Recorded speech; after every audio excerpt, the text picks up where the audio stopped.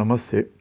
Diabetes ఆరోగ్య విజ్ఞానం సిరీస్లో ఇప్పుడు డయాబెటీస్ కాంప్లికేషన్స్ అంటే మధుమేహ వ్యాధి వల్ల వచ్చే దుష్పరిణామాలు ఏమిటి? కిందటిసారి హైపోగ్లైసీమియా, బ్లడ్ షుగర్ బాగా తగ్గిపోవడం గురించి చెప్పాను. ఇప్పుడు కాంప్లికేషన్స్ వరుసగా చెప్పుకుంటూ పోతాను. అసలు మా ప్రొఫెసర్ చెప్పినట్టుగా the burden of diabetes is in it's complications. ఒక మనిషి డయాబెటీస్ వ్యక్తిని చూస్తే బయటకు చూస్తే ఆరోగ్యంగానే ఉన్నాడు కదా, బాగానే కనిపిస్తున్నాడు, ఇంక ట్రీట్మెంట్ ఎందుకని అనిపించవచ్చు. కానీ దీనివల్ల వచ్చిన ఇబ్బందల్లా దాని కాంప్లికేషన్స్ వల్ల అని ఇదివరకే ఒకసారి చెప్పాను, మళ్ళీ చెప్తున్నాను. డయాబెటీస్ చికిత్స చేసుకోవాల్సిన కారణం దుష్పరిణామాలు నివారించడానికి. ఈ HbA1c, యావరేజ్ HbA1c ప్రతి 1% తగ్గిన దానికి 20% దుష్పరిణామాలు తగ్గిపోతూ ఉంటాయి. ఇవి అనేక పరిశోధనలు, అనేక వేల మంది పేషెంట్స్ని చికిత్స చేసిన డాక్టర్లు గణాంకాల ద్వారా నిరూపించినటువంటి సత్యాలు. కానీ డయాబెటీస్ రోగులు, వారి బంధువులు, చికిత్స చేసే డాక్టర్లు, వాళ్ళకి సహాయం చేసే పారామెడికల్ నర్సులు, కాంపౌండర్లు, ప్రభుత్వ సంస్థలు, తక్కువ మందికి ఎక్కువ ఖర్చుతో సేవ చేసే ప్రైవేట్ సంస్థలు అందరూ అవగాహన చేసుకోవాల్సిన అవసరం డయాబెటీస్ చికిత్స యొక్క అవసరం. డయాబెటీస్ విశ్వరూపం చూడండి. డయాబెటీస్ ఉంటే ఆ వ్యక్తికి ఆయుష్ పరిణామం తగ్గిపోతుంది. మామూలు వారి కంటే డయాబెటీస్లో ఈ అకాల మరణాలు 2-3 రెట్లు ఎక్కువ. సాధారణ వ్యక్తుల కంటే డయాబెటీస్ రోగులలో అంధత్వం 10 రెట్లు ఎక్కువ. గ్యాంగ్రీన్, ముఖ్యంగా కాళ్ళు, పాదాలు, ఇతర అవయవాలు కుళ్ళిపోవటం, తద్వారా అవయవాలు తీసేయటం 20 రెట్లు వీళ్ళకెక్కువ. మూత్రపిండాల జబ్బులకి ముఖ్యమైన కారణాల్లో డయాబెటీస్ 2వ కారణం. దీనివల్ల end stage renal disease, ESRD, అంతిమ దశలోని మూత్రపిండాల వ్యాధి వస్తుంది.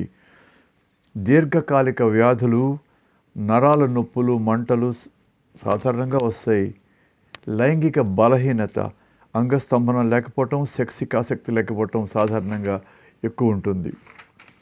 తరచూ డాక్టర్ని చూడాల్సిన అవసరం, సరిగ్గా కంట్రోల్ అయితే హాస్పిటల్లో చేరాల్సిన అవసరం డయాబెటిక్స్ రోగులకి ఎక్కువ ఉంటుంది.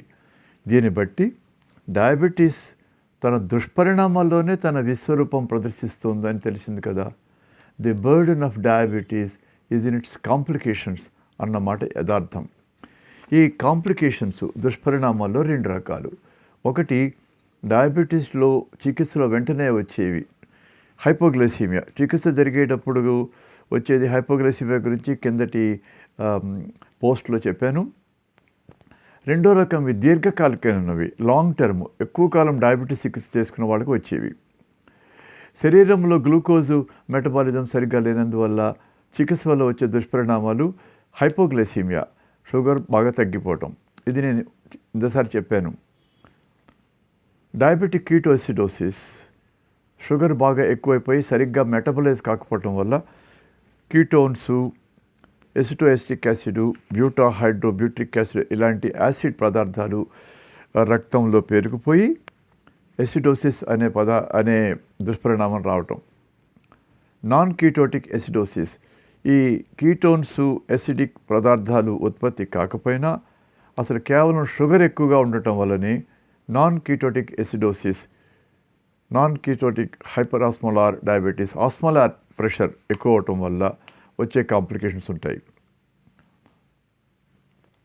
అంటువ్యాధులు, టీబీ, సెల్యులైటిస్, గ్యాంగ్రీన్, షుగర్ సరిగ్గా కంట్రోల్ కాకపోతే పుండ్లు, గాయాలు నయం కావు. అవి ముదిరిపోయి సెల్యులైటిస్, గ్యాంగ్రీన్ లాగా వ్యాపించవచ్చు. ట్యూబర్క్యులోసిస్, న్యూమోనియా లాంటి వ్యాధులు తొందరగా రావచ్చు. ఇవి శరీరంలో గ్లూకోజ్ మెటబాలిజం సరిగ్గా లేనందువల్ల, సరైన చికిత్స లేకపోవడం వల్ల వచ్చే తాత్కాలిక దుష్పరిణామాలు. అయితే రక్తనాళాలకు సంబంధించిన వ్యాధులు ఉన్నాయి. ఇవి 2 రకాలుగా విభజించవచ్చు. ఒకటి చిన్న రక్తనాళాలకి సంబంధించిన వ్యాధులు, మైక్రో యాంజియోపతి అంటారు. ఇవి రెటినోపతి, కళ్ళల్లోని రెటినా దెబ్బతినటం. నెఫ్రోపతి, మూత్రపిండంలో రక్తనాళాలు దెబ్బతిని జబ్బు చేయటం. న్యూరోపతి, నరాల జబ్బు, కాళ్ళ మంటలు, కాళ్ళల్లోని నరాలు, చిన్న నరాలు దెబ్బతిని వచ్చేవి లక్షణాలు. Retinopathy, nephropathy, neuropathy. ఇవన్నీ కూడా రక్తనాళాలలో రక్త ప్రసారం సరిగ్గా లేకపోవటం వల్ల, ఏ రక్తనాళాలు చిన్నవి మైక్రో వెసల్స్ అవి దెబ్బతింటం వల్ల. 2 పెద్ద రక్తనాళాలకు సంబంధించిన వ్యాధులు, ఇవి కొరనరీ ఆర్టరీ జబ్బులు. గుండెకి రక్తాన్ని ప్రసరింపజేసే గుండె రక్తనాళాలని కొరనరీ రక్తనాళాలు అంటారు. వాటిలో కొలెస్ట్రాల్ పేరుకుపోయిన, ఎండోథీలియల్ డిస్ఫంక్షన్ సరిగ్గా రక్త ప్రసారం లేక అవి గట్టిపడిన, గుండె నొప్పి యాంజైనా రావటం, కొరనరీ ఆర్టరీ డిసీజ్ రావటం జరుగుతుంది. అలాగే సెరిబ్రోవాస్కులర్, మెదడులోని రక్తనాళాలు కూడా దెబ్బతింటే మెదడులో రక్తనాళాల జబ్బులు, పక్షవాతము, వివిధ రకాల నరాలు దెబ్బతింటం ఇలాంటివి జరగచ్చు. పెరిఫెరల్ వాస్కులర్ డిసీజ్, కాళ్ళు చేతుల్లోని రక్తనాళాలు దెబ్బతింటే అక్కడ రక్త ప్రసారం లేకపోతే అక్కడ స్పర్శ జ్ఞానం లేకపోవటం, గ్యాంగ్రీన్ లాంటి వ్యాధులు, లేక రక్త ప్రసారం సరిగ్గా జరగకపోవటం వల్ల కాళ్ళు చేతులు నల్లబడిపోవటం ఇలాంటి జబ్బులు వస్తాయి. పెరిఫెరల్ వాస్కులర్ డిసీజ్ అంటారు. ముందు స్వల్పకాలికమైన కాంప్లికేషన్స్ గురించి తెలుసుకుందాం. హైపోగ్లైసెమియా గురించి చెప్పాను.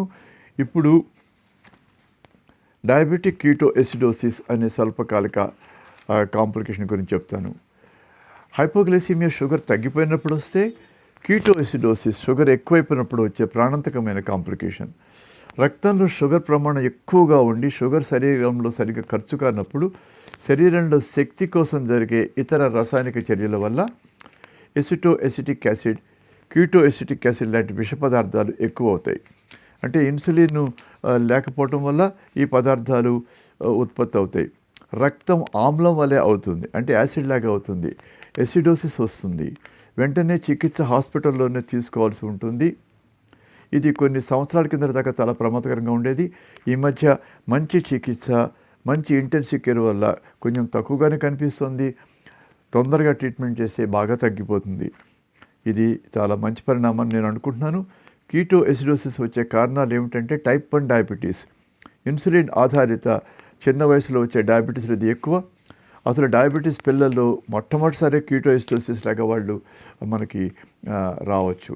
ఇన్సులిన్ డోస్ మర్చిపోయినా, డోసు సరిపడినంత తీసుకుపోయినా షుగరు పెరిగిది రావచ్చు.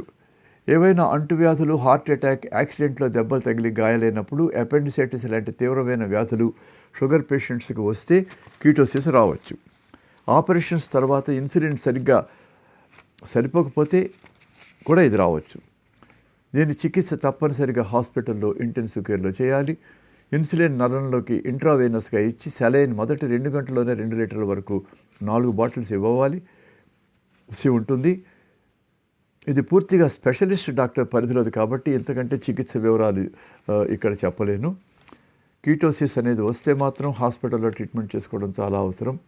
పేషెంట్స్ అర్థం చేసుకోవాల్సింది ఏంటంటే, షుగర్ ఎక్కువైతే, ఇన్సులిన్ మర్చిపోతే ప్రమాదకరమైన కీటోసిస్ రావడానికి అవకాశాలు ఉన్నాయి.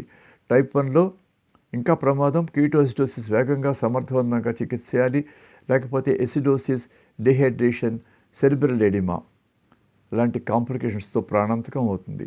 టైప్ 2 కొంత నయం. టైప్ 2లో కూడా తగిన ఇన్సులిన్ డోస్ ఇచ్చి, సెలైన్ ఇచ్చి, యాంటీబయాటిక్స్తో దీన్ని తొందరగా నయం చేయొచ్చు. మరొక దుష్పరిణామం హైపర్ ఆస్మోలార్ నాన్ కీటోటిక్ డయాబెటీస్ కోమాలో. కీటోన్స్ ఉండవు, కానీ రక్తంలో విపరీతమైన గ్లూకోజ్ ప్రమాణాలు పెరిగిపోతాయి.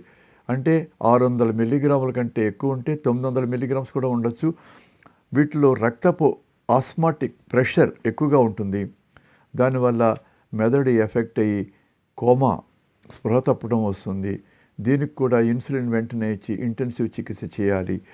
టైప్ 2 డయాబెటీస్ రోగులకి గుండెపోటు, సెప్సిస్, పక్షవాతం, సర్జికల్ ఆపరేషన్ తర్వాత ఈ హైపర్ ఆస్మోలార్ నాన్ కీటోటిక్ డయాబెటీస్ కోమా రావచ్చు.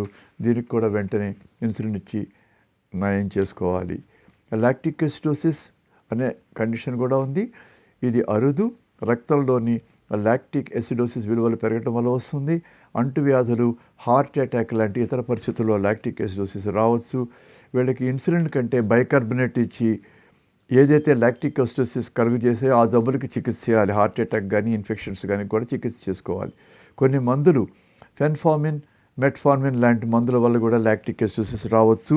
ఈ ఫెన్ఫార్మిన్ అనేది ఇప్పుడు వాడటం లేదు, మెట్ఫార్మిన్ వాడుతున్నారు. కానీ మెట్ఫార్మిన్ గుండె జబ్బుల వాళ్ళకి, ఇన్ఫెక్షన్స్ ఉన్న వాళ్ళకి వాడకూడదు. ఇవి డయాబెటీస్ వల్ల వచ్చే స్వల్పకాలికమైన దుష్పరిణామాలు. రెగ్యులర్గా షుగర్ చెక్ చేయించుకోవటం, ఇన్సులిన్ తీసుకోవటం, ఏదైనా ఇతర వ్యాధులు వస్తే వాటికి తగిన చికిత్స చేయించుకోవటం, ఇవి ఈ కాంప్లికేషన్స్ రాకుండా కాపాడతాయి. వచ్చే లెక్చర్లో దీర్ఘకాలికమైన దుష్పరిణామాలు, మైక్రో అండ్ మైక్రోవాస్కులర్ కాంప్లికేషన్ల గురించి చెప్తాను. డయాబెటీస్ ఆరోగ్య విజ్ఞానం సిరీస్, డాక్టర్ మధు చిత్తరువు. నమస్తే.